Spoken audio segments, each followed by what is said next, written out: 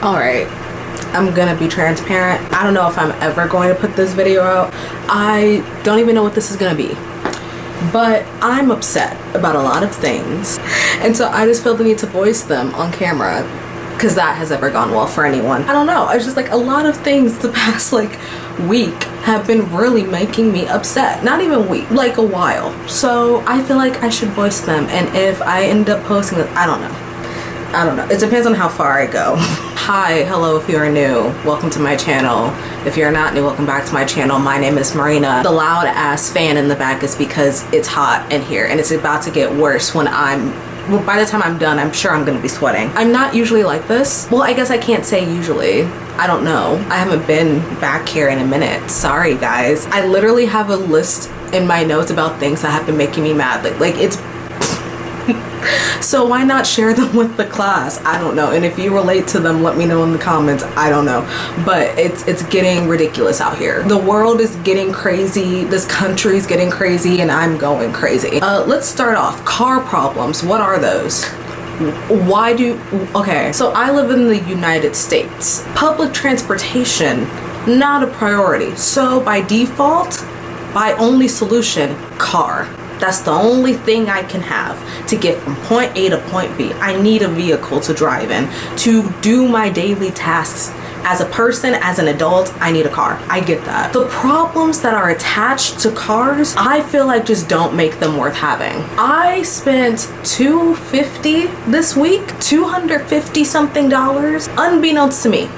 I did not know that was how my week was gonna start, with going to the dealership, going for an oil change, and walking out with like 3 things that needed to be repaired. 3 things my car has been yelling at me about. Let's just make it clear. My car just likes to yell at me sometimes, okay? So when it says car maintenance, you need to get your car maintenance, I'm just assuming, oh, an oil change. And it was that, and then some. And it all ended up racking up to over $200. In this economy, $250 is like equivalent to $1,000 with the way that like jobs are paying, the market is moving, the economy is moving. It's just $250 is a lot, and I just feel like the problems that cars bring into a human's life just makes them like disposable by nature. There should be something else, like a train, a bus, something. And I know we have those in the United States. I get it. I get that public transportation exists, but let's just be so clear, like outside of like the big cities, New York, maybe Chicago, I don't know where else, it's not a priority. And it's because we are an automotive country by nature. I know I don't want any like people in my comments to be like, well, this is why we don't blah, blah, blah. I'm saying that we should do that, and I don't know what it's gonna take. It's never gonna happen. This country is never gonna prioritize anything that like the people from the ground up need. But for me, if I have to on a random Wednesday pay $250 for my car just because of not real problems, car problems are not real problems. They're not. They are just something that the universe sprinkles onto you to make your day a living hell. I can't. I was having such a good week, and then boom, car problems. $250 something withdrawal from account. Mind you, I that same day spent $50 on gas because $5 a gallon exists right now. That's a thing that's for some reason real. I'm only on the first point. I'm already getting really upset. Let's move on. I just hate the fact that like I need a car to survive, apparently, and that with a car comes all of the fake car problems that shouldn't exist. It makes me really angry. Anyway, let's move on to another thing that's wrong with this economy, the job market. Getting a job. You guys have heard me talk about, I don't know if you guys have heard me talk about this. I have been applying to jobs back to back for like the past almost going on 2 full years. I've been talking about wanting to move out of my parents' house for I'd say 3 years. As you can see, I'm still here, and I'm grateful. Just to be clear, I know a lot of people are not able to live in their parents' house for an extended amount of time, especially the amount of time that I've been in my parents' house since high school graduation, because mind you, I was a COVID grad, didn't get a graduation, had to deal with my university experience basically in the house, right? So I've been here for a long time and I'm grateful, but I've made it a goal of mine to move out 4 years. In order to move out, I need a well paying job. What does that even look like in this economy? What does an entry-level job that pays well look like in this economy, in this job market? Because I don't know what's going on. I don't know why businesses and companies and all of these people are lying about hiring when yet everyone is unemployed. They say they're hiring, yet they don't get back to you when you send in an application. They ghost you completely. So what is the truth? Who's hiring? Because I feel like after almost 2 full years of applying to a job and getting, like, maybe I can count on both hands the amount of callbacks I have got in the past 2 years of sending 5 to 10 applications per week. And even then, I still don't get the job. I could go through the interviewing process that could be like a month long and they still won't give you the job. It gets to a point where I'm just like, am I a joke? I don't think I am. Is this a joke? Because I sadly think it is a joke. There's no way. I know that everyone's struggling right now. It's looking very bleak. But I'm sorry, the class of 2020 really got it terrible because we had a COVID graduation. We had our college experience ruined by COVID. Then we entered the job market after graduation and it's kaplooey. It's like nothing exists. It's like there's no such thing as an entry-level job anymore. And because of that, might I add, I'm looking for jobs that I feel I'm passionate about, jobs that I think I would like. But the dilemma that comes with that is that either they aren't hiring because it's a competitive field, or they are hiring but I just don't meet their qualifications because they need experience. But how can you get experience if no one is hiring? Or if they are hiring, then they go through the fake interviewing process and then they tell you at the end, oh wait, no, you didn't get the job. Sorry that we wasted like a month or like a few weeks of your time. What is the truth? How do we fix this? This is an epidemic. This is the real epidemic going on. I don't know what's happening. I don't know how to fix the job market. Like, I don't know the technicalities behind it. I don't really know how to switch things up to the way it was, but I'm gonna need these jobs to be so serious. I go on LinkedIn, it's a scam every time. I go on Indeed, scam every time. Glassdoor, they like to push my limit. They're on there scamming too. Everyone's scamming.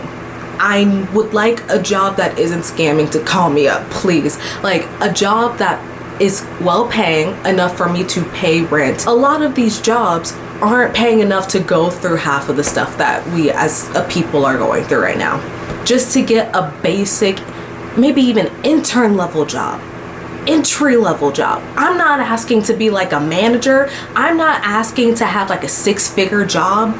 I'm just asking for the basics and they can't even give me that. Like it's becoming such a joke that I could laugh, but then again I could also cry. Like I have nothing more to add to this, but I'm not gonna lie, in like the first half of 2026 this year, I have slowed down on my application process because all the rejections, and this is if I get a rejection, because again, most of the time these jobs just ghost you after you send an application, no follow-up ever again. But all the rejections that I have gotten, they deplete, you know, they just rain on me. They don't bounce off, they just rain on me, and I feel them and they cut deep. And so I had to stop. I didn't stop completely, of course. I've been applying to jobs, but like not as rigorously as I was in 2025 because I needed a break, a mental break from all the rejection, because it started to feel like it was a me problem. And then I sat down and I was like, no, Marina, it's an everything problem.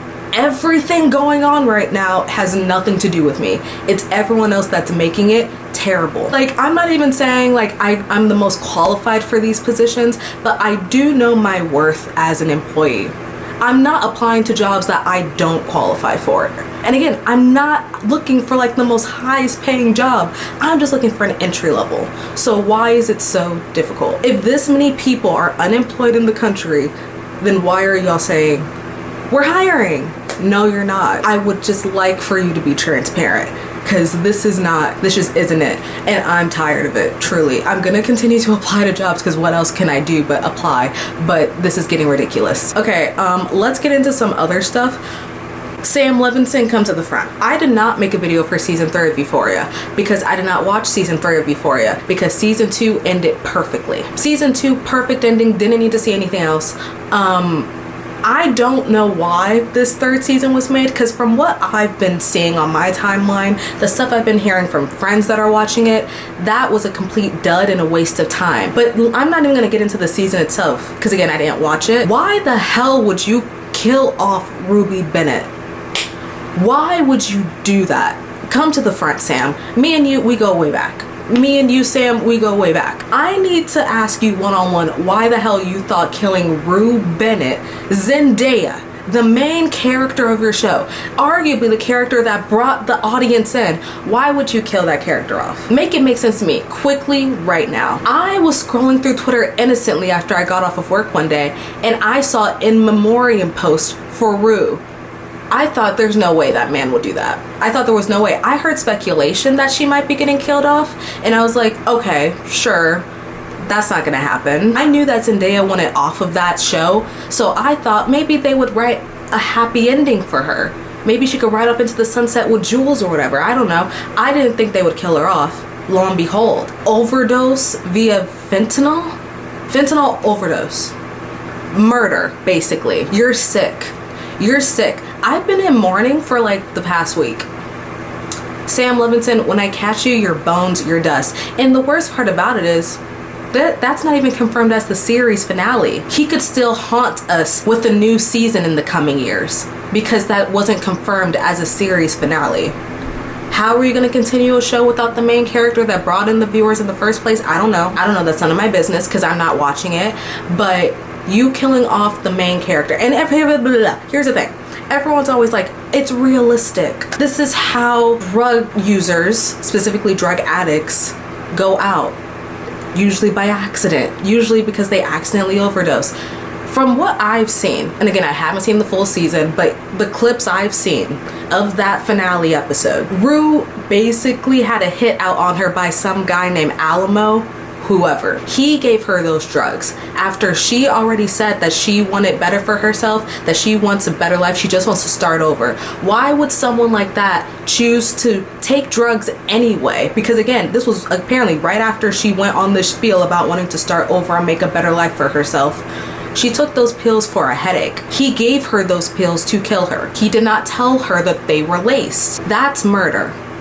You guys acting like this death makes sense is killing me, because she did not overdose on drugs on purpose. She was murdered. She didn't even overdose. She took 3 pills out of that bottle. Like what, 2, 3? I don't know. She had a headache.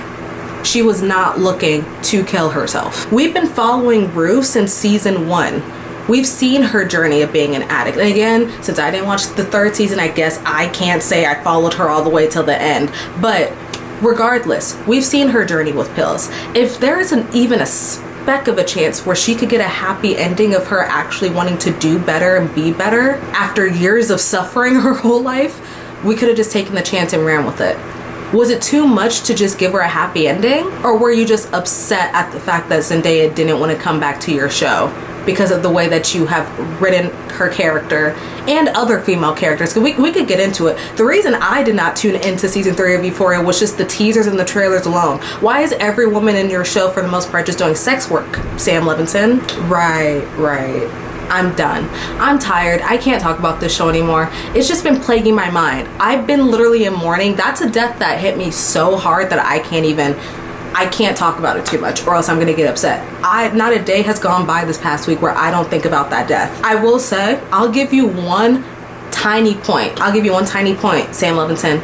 The one scrapped clip of Zendaya and Angus in the field, just looking at the sunset, smiling, hugging, chilling with each other, including that clip in the finale, you ate that one thing, because I saw that clip on my timeline too, and I did end up crying. You're sick and you're evil, but that was a good use of footage. I don't know where you dug that out of the archives from, but it's just really unfortunate that you can't write to save your life. And I'm sure he's not the only writer in the writer's room. Before people start getting on my ass, I'm sure he's not the only writer in the writer's room, but he needs more writers in that room to tell him no, because at the end of the day, this is his show. He needs more writers in the room to tell him no. I'm sure he has at least like maybe 5 writers in total. I can't imagine there being more than 5. I need 3 4 of them to just be like, maybe you shouldn't do that. Maybe that's a bad idea. I remember that Zendaya was an executive producer of the show for a while back in season 2. I don't think she's one now in this season, and from what I've heard, it really shows. I can't talk about it anymore. RIP to Ruby Bennett, a fucking real one who deserved better. Put me in the writer's room. I could write a better finale than that. Anyway, I'm gonna piss off a lot of people with this next one. And before I even get started, I just want to say I don't care. Off Campus came out like a few weeks ago. As the time I'm recording this, maybe a month at this point, I don't know. Didn't watch it. Not going to watch it. Maybe, well, actually I can't say I won't. You guys might remember, if you've been here for a while, I used to do book content on this channel. I don't do it on this channel anymore. I do it on my other channel, my book channel. But I made a video reviewing off-campus books like 4 or 5 years ago. I don't know, it's been a while. So I'm aware that those books exist. When I found out that it was getting adapted into a show, I was like, okay, that could be fun. However, I didn't think I would be tuning in. And I didn't, because I knew it was going to be some of the whitest cast I've ever seen in my life. I knew before the casting even got announced. I wasn't even expecting anyone near my shade, because they would never cast a dark-skinned black girl, but not even like a biracial girl. I mean, granted, we still got time. The rest of the girls have not been casted yet, but I'm just getting to a point now where I just feel like every single book that's been adapted in Hollywood, specifically in the romantasy realm, has been white as paste, white as glue.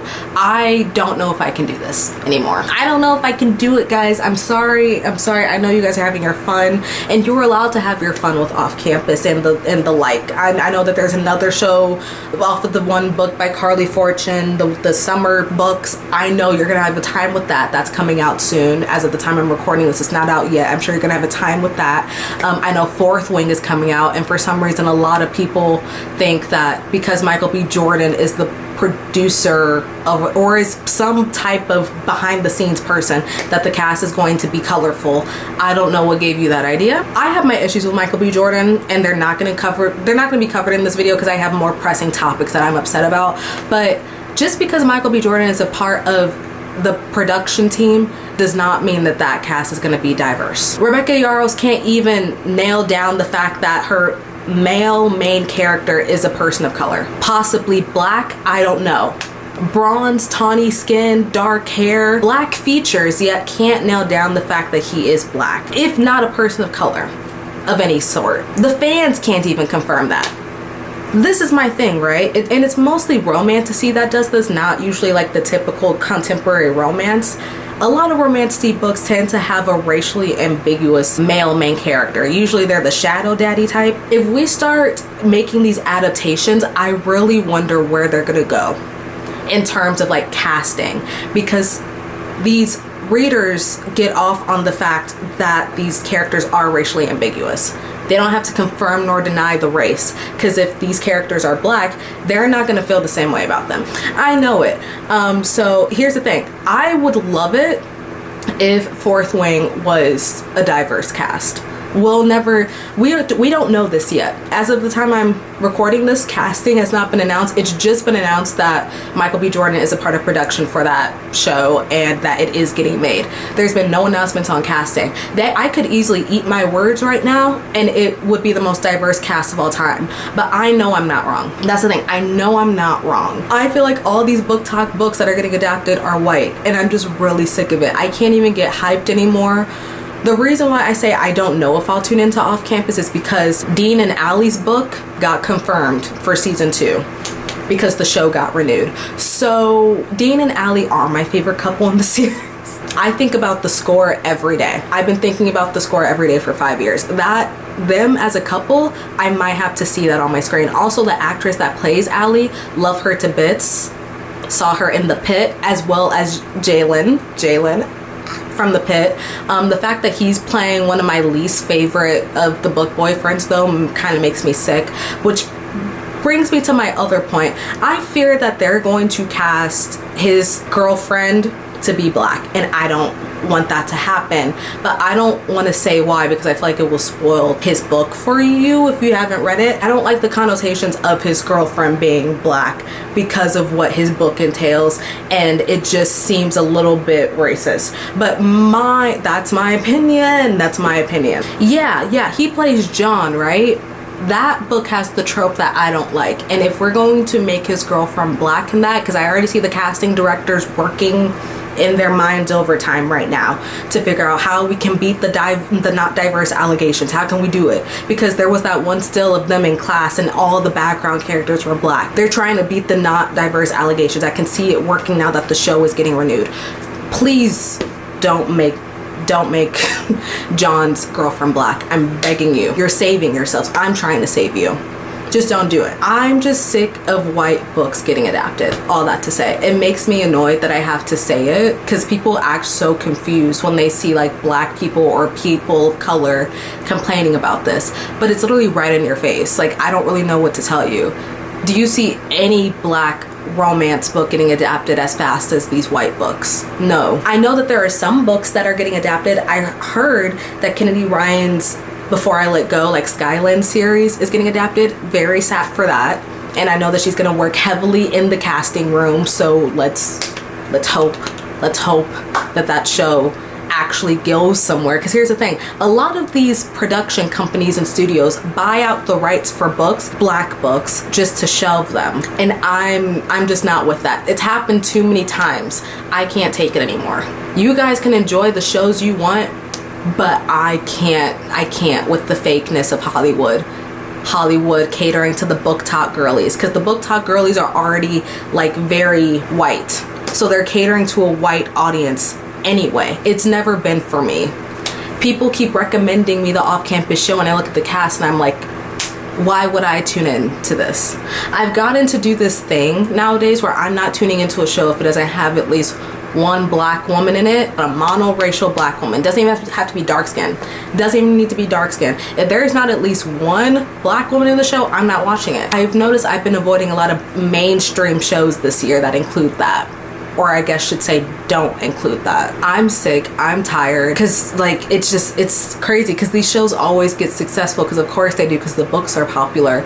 But I wonder what would happen if you adapted a popular black contemporary romance. Would you be able to do that? Put all of your money into it like you do these other books? No. And I wonder, would the book talk girlies tune into it? There's a specific side of book talk I'm talking to. Would they tune in to the black contemporary books getting adapted like they do with these other books? I don't know. I'm annoyed by it. I genuinely am. Okay, this is just petty of me. I'll admit it. This has literally nothing to do with what we were talking about before.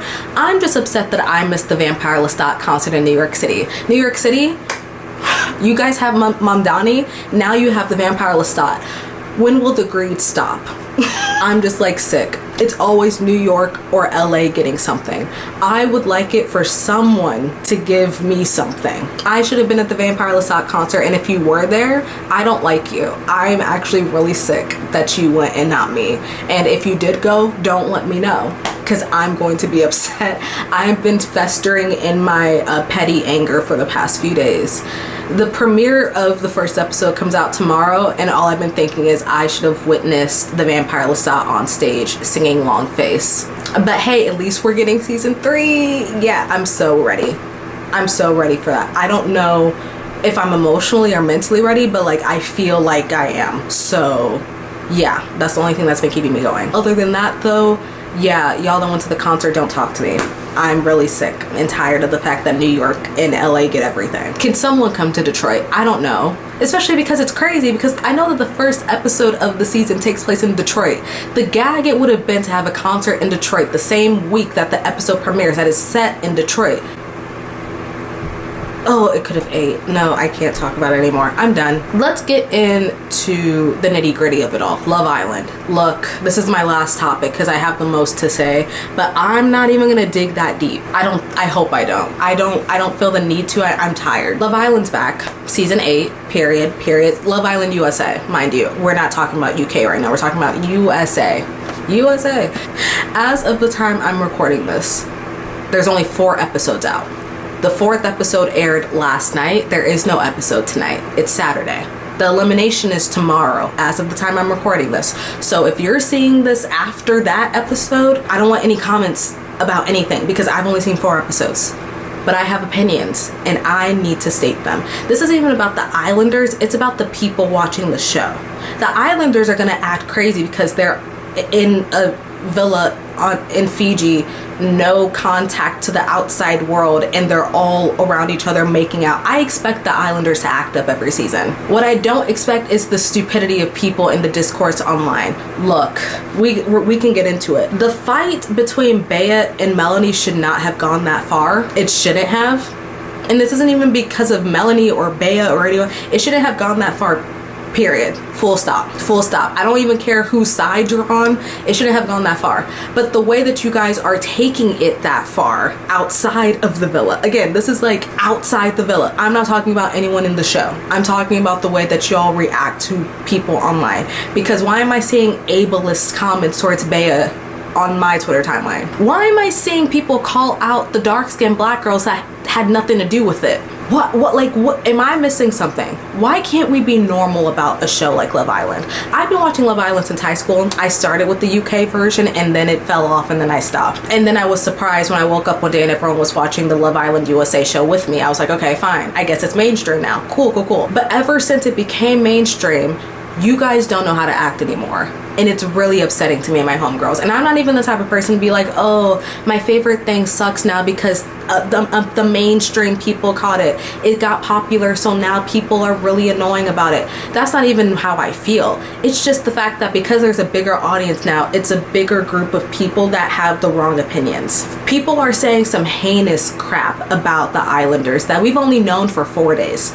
It's only been 4 days. I feel like it's already been 4 weeks from the way that you guys are having endless amount of vitriol to say about these people that we don't know. We'll never know them personally, let's just be clear, but we especially don't know them in the show yet for us to have these amounts of opinions. I like to have opinions about Islanders too. That's what some of the best parts about this show is, that you get to see these people every day, 5 days a week, and just have opinions about these people that you see on your screen 5 days a week. That's one of the best parts about Love Island time. I'm having a great time watching these people. It's when I open up social media and see the way that you guys talk about these people that makes me feel like, oh, you guys are not normal. Again, the ableism towards Bea, because you guys don't agree with the way she handled Melanie, which, by the way, sorry Melanie, she deserves that. But even if she didn't, even if Bea was in the wrong, which again I don't believe she was, the ableism needs to stop. We've lost the plot. But here's the thing, if you guys are losing it this early into the show, then I fear we never had it at all. Again, 4 episodes in and we're acting a mess. Bringing the black girls into it. Trinity and Anaya didn't even say anything, and yet you guys still find a way to get mad at them. I've been seeing them getting called a whole lot of stuff for saying nothing, which is why it makes me scared for when they actually do pop off on someone, because I'm sure it's going to come at some point in the season, because the black girls always reach their breaking point in this villa with these crazy people, and when they do, everyone wants to act surprised, including the people online. But the thing is, it hasn't even gotten to that point yet. You guys are already spreading weird agendas. I don't like it. Can we be normal? It's okay to pick a side in a fight. It's weird when you guys take it to a level it doesn't need to be in. I feel like with a show like Love Island, you can easily get parasocial because, again, we see them on a day-to-day basis. We see this cast every single day. It does get to the point where it's a lot. And I understand having like disagreements. Me and my mom were arguing about the Melanie and Bea fight until 1 a.m. last night. I get not agreeing with someone and feeling need to state your opinion, but the opinions I'm seeing, they're not even rooted in real fact. I feel like I'm living in La La Land right now, because some of you guys' opinions are not rooted in the reality of what was shown on screen in episode 4. That's one. But then 2, you guys aren't even bringing facts to back up your statements. You're just spreading hateful comments about the looks of people. Are we in like the 5th grade? Why are we bullying hot people about their looks? Love Island is the hot people show. Why are we lying? Why are we lying? It's gonna be every day for the next 6 weeks. I come onto my timeline and I see stupid Love Island discourse. That's just what I sign up for as a Love Island fan. I'm aware of this, but I don't know, it just gets to a point, and I do feel like it's because of this new audience. You guys, even with the first episode, you were so quick to be like, oh, this cast isn't giving season 6 or season 7, I'm already bored. Did you guys even let it marinate? You guys won't even let it marinate. I feel like you guys said the same thing about season 7. Now the season 7 cast is a different story completely. But I feel like even with the season 7 cast, you guys were like, oh, they don't compare it to the season 6 girlies. Are we not remembering season 6 the same? We're not, because a lot of you guys are new. But season 6 had no noise up until like the second half of the season when there were only like 7 episodes left. The Serena and Cordell doc scene made history, and that's when everyone tuned in. That's great, but we're not gonna act like it was like the greatest show ever from jump. It had the greatest cast from the start for sure. We're not gonna act like y'all were tuning in to seasons 1 through 20 day by day, every day for that season. You tuned in after you saw the doc scene with Serena and Cordell, or you might have heard the hype from that scene and you saw other people watching it and you wanted to join in on the hype. Fine. But because of that, I feel like you guys expect a lot from these new cast members every season. These different people that are different from season 6. They're different people. You don't even give them time to get comfortable in the villa and unpack their bags before you're like, they're boring me. I feel like they're a copy and paste of this person from another season, or they're not like this person, so I just feel like I can't watch it because they don't give me anything. They're so boring. Can we be serious? Hasn't even been a full week. They're giving me this information based off of what? 4 days, 4 hours of seeing these people. We're about to be stuck with this cast for I'm hoping until the long run, because if I'm being honest, this OG cast right now, I don't want any of them to leave. They're so messy. Maybe the cop. Maybe I want Sean to leave. I don't know. He's growing on me, but that's scaring me. I don't know. But this OG cast, I would like for them to stay. We're going to see these people for a matter of 6 weeks. 5 days a week. You're gonna get used to them and you're gonna like them. Hell, I've already seen some people take back what they said a few days ago, because it's been a few days. They took back what they said a few days ago and now they're liking the cast. That's all you gotta do is just be normal. That's how you're supposed to watch Love Island. That is how Love Island is supposed to be digested. You sit and you watch these people you don't know and you get used to them, and then you learn to like them, or you learn to dislike them. But either way, you have to learn. You have to give it time. You guys don't want to give it time. All the comparisons, all of the instant judgment about people you don't know. It's getting weird. It's been weird because I peeped the weirdness in season 7 too, mind you, but season 8, I'm done. Guys, back in my day of Love Island, it really didn't used to be like this. It's getting weird. Can we be normal, please? Again, this isn't even about whose side you're on and what argument or who said what and who's at fault. It's not even about that. It's about holding yourself accountable with how you act and talk about people that you don't know. You don't know these people. Stop being weird about them. I'm not gonna sit here and act like I like everyone in that villa right now. I don't like everyone in the villa at the moment. I have some opinions, some negative opinions about some people, but I'm not going to spread like the most hateful rhetoric of all time just because I don't like what I've been seeing the past few days on my screen. Sure, they could push me to the limit in the next couple of weeks. They could push me to the limit and make me have to get out of pocket, but as of right now, I'm aware it's been a few days, and the edit that they have been given over the past few days might not be really accurate to their character, because this is reality television and that's okay. But I'm willing to wait, and I hope that you guys are willing to wait it out too. Like, can we just wait it out and give this cast some time? That's all I'm asking for. Like, I don't think I've had a peaceful Love Island watching experience in like the past few years, because people love to just like, and again, discourse is normal. Discourse is fine. Discourse is low-key the best part about Love Island, if we're being real. But I feel like there's a way to handle it classily, and y'all don't know anything about class. It's thrown out the window. It's getting weird. It's getting weird. I'm an enjoyer of Love Island. I am. I wish that people can enjoy it while also being able to clock that sometimes it's really not that serious. Sometimes a show like Love Island is really not that serious. Anyway, I'm done. I'm tired. I'm angry, and I need to go to bed. The more I talked in this video, the more I like actively calmed down. I don't know if you guys could tell, I've actively like regulated myself.